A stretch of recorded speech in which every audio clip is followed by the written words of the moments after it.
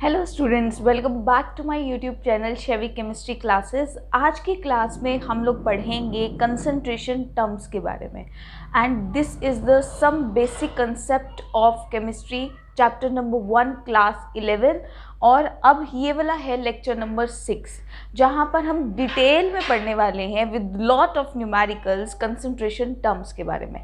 तो concentration terms कौन कौन सी हैं पहले ये देखिए। एक्चुअली क्या होता है, कंसंट्रेशन जो टर्म्स होती हैं वो सॉल्यूशंस के लिए होती हैं। कई बार सॉल्यूशन को हम रिलेटिव कंसंट्रेशन ऑफ सॉल्यूट के अंदर रिप्रेजेंट करते हैं और ये कंसंट्रेशन टर्म्स भी उसी के रिलेटेड है। तो वो टर्म्स कौन कौन सी हैं? Weight by weight percent, volume by volume percent, weight by volume percent, ppm means parts per million, mole fraction, molarity, normality and molality. One by one discuss करूंगी आपसे इन कंसंट्रेशन टर्म्स के बारे में। बहुत इजी है, एक पे आपको अलग वीडियो मिलेगी विद न्यूमेरिकल्स, है ना। तो सबसे पहले मैं आपको बताती हूँ वेट बाय वेट परसेंट क्या होता है। तो देखिए, वेट बाय वेट में आपको कुछ याद नहीं करना है, there are very simple definition जो आपको नाम से ही पता लग जाएगी। तो परसेंटेज और वेट बाय वेट परसेंट का मतलब होता है, अगर कंसिडर कीजिए मेरे पास है 10% NaCl, 10% NaCl बाय वेट, ठीक है। तो आपको क्या, इसका क्या मतलब है कि यानी कि 10 gram of NaCl present in 100 gram of solution, ठीक है। यानी कि वेट बाय वेट का मतलब है कि मास of solute divided by mass of solution. Percent निकाल रहे हैं तो परसेंट तभी ऑब्टेन होगा जब आप मल्टीप्लाई 100 करोगे, ठीक है। यानी कि वेट बाय वेट परसेंट का मतलब होगा मास of solute divided by mass of solution multiply 100, ठीक है। जैसे कि मैंने अभी आपको बताया कि अगर मान लो मैं आपको कहूँ 20% sugar solution in 100 gram of solvent, तो आप इसको कैसे रिप्रेजेंट करोगे? 20% sugar solution in 100 gram of solvent, तो यानी कि 20 gram sugar in 100 gram of solvent. लेकिन यहां पर आपको क्या लेना है? सॉल्यूशन। यहां दिया क्या हुआ है? सॉल्वेंट। तो सॉल्यूशन क्या होता है? दो चीजों से मिलकर बना होता है, एज यू नो, ठीक है। सॉल्यूशन दो चीजों से मिलकर बना होता है। फर्स्ट वन होता है solute and second one is solvent. Solution जो होगा वो दो टर्म से, एक होगा सॉल्यूट, एक होगा सॉल्वेंट, ठीक है। अब पता कैसे लगेगा कि सॉल्यूट कौन सा है और सॉल्वेंट कौन सा है? आपको इस तरीके से पता लगेगा, जो सॉल्यूट होता है वो हमेशा कम क्वांटिटी में होता है और जो सॉल्वेंट होता है वो ज़्यादा क्वांटिटी में होता है। जैसे कि एग्जांपल लीजिए कि जब आप पानी के अंदर चीनी घोलते हो, ठीक है, तो शुगर क्या हो गया आपके पास? सॉल्यूट हो गया और पानी क्या है आपके पास? सॉल्वेंट है। तो सॉल्यूशन का गुड एग्जांपल एक सॉल्ट इन वाटर भी हो सकता है। उसमें सॉल्ट क्या होगा? सॉल्यूट, और पानी क्या होगा? सॉल्वेंट। तो यहाँ पे इस तरीके से आप सॉल्यूट और सॉल्वेंट के बारे में पता करते हो। तो यहाँ पर क्या है? 20 gram sugar in 100 gram of solvent. तो अगर मैं आपको कहूँ कि इसका वेट बाय वेट परसेंटेज निकालो तो कैसे निकालोगे? मास ऑफ सॉल्यूट क्या दे रखा है आपको? 20, ठीक है। अब क्या दे रखा है? Mass of solution. तो mass of solution find out करने के लिए आपको mass of solute plus mass of solvent करना पड़ेगा, है ना, क्योंकि solution is made up of two things, solute plus solvent. तो सॉल्यूट क्या है? 20 ग्राम और सॉल्वेंट क्या है? 100 ग्राम। तो टोटल कितना हो गया? 120। तो 120 क्या हुआ हमारा? Mass of solution, right. तो यानी 20 by 120 multiply 100 and this is your answer, ठीक है। And this will become in percent क्योंकि आपने मल्टीप्लाई 100 किया है, ठीक है, परसेंटेज ही ऑब्टेन करने के लिए मल्टीप्लाई 100 करते हैं। तो एक एग्जाम्पल हम इसका करते हैं सो डैट आपको बहुत ईजी हो समझने में।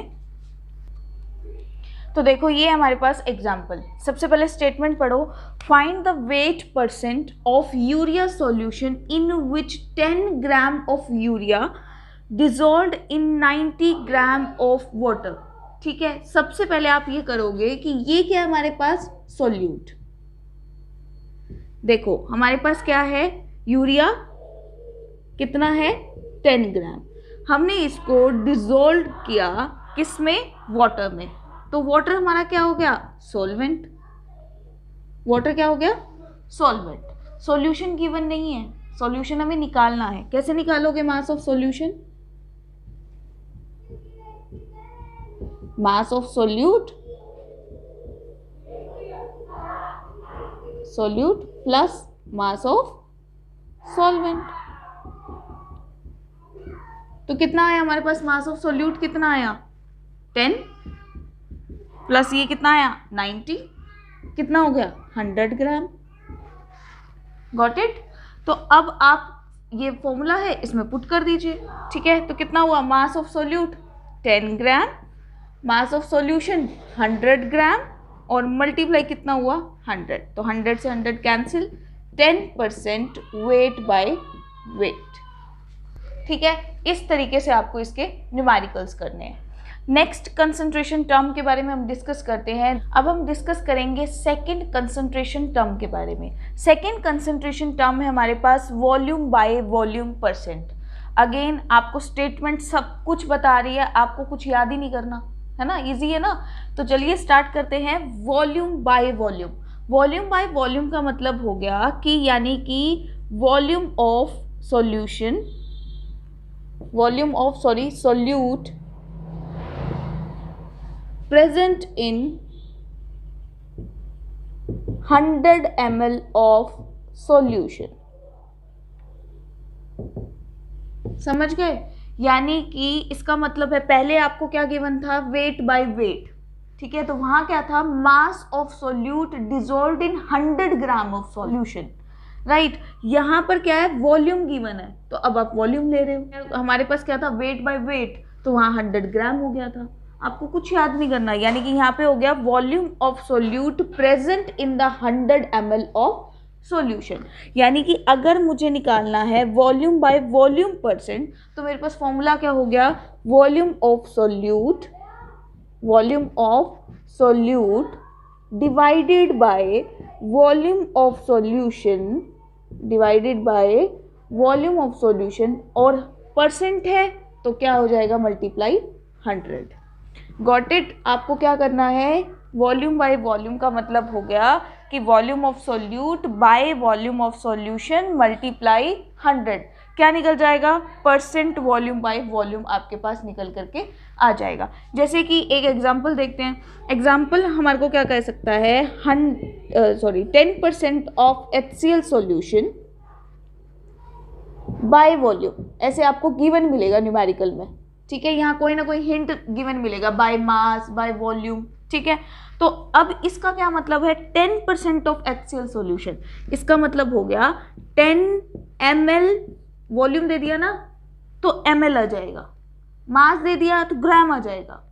ठीक है, तो 10 ml of HCl present in 100 ml of solution. समझ गए आप। ठीक है, वेट बाय वेट होता तो अगर आपको ये दे देता 10% of NaOH solution by mass दे देता तो आप 100 ग्राम ले लेते। यहाँ क्या दिया है, वॉल्यूम, तो अब लिखोगे 10 ml of HCl present in 100 ml of solution. तो ये था हमारा सेकेंड कंसंट्रेशन टर्म। अब थर्ड में देखिए कोई चेंज नहीं होगा, यहाँ क्या आ जाएगा, मास, यहाँ क्या आ जाएगा, मास बाय वॉल्यूम। क्लियर। तो मास बाय वॉल्यूम में क्या आ जाएगा, mass of solute present in 100 ml of solution. समझ गए, यहाँ क्या आ जाएगा, mass of solute present in 100 ml of solution. तो फॉर्मूला क्या बन जाएगा, वेट बाय वॉल्यूम का या मास बाय वॉल्यूम का, यहाँ क्या आ जाएगा, मास ऑफ सोल्यूट। कोई चेंजेस नहीं है, एवरीथिंग इज सेम, ठीक है। तो यहाँ पर आपको इस तरीके से गिवन मिलेगा। तो ये आपके पास क्या हो गया, फॉर्मूला हो गया,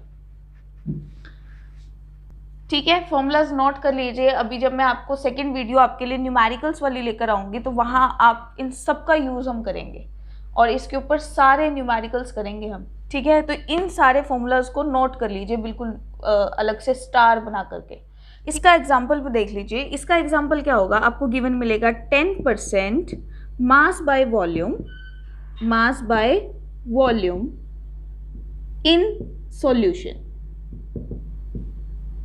तो इसका क्या मतलब हो गया, मास बाय वॉल्यूम आपको दे दिया एज इट इज, पूरा सब कुछ तो आपको बता दिया। इसका मतलब हो गया 10 gram mass present in 100 ml of solution.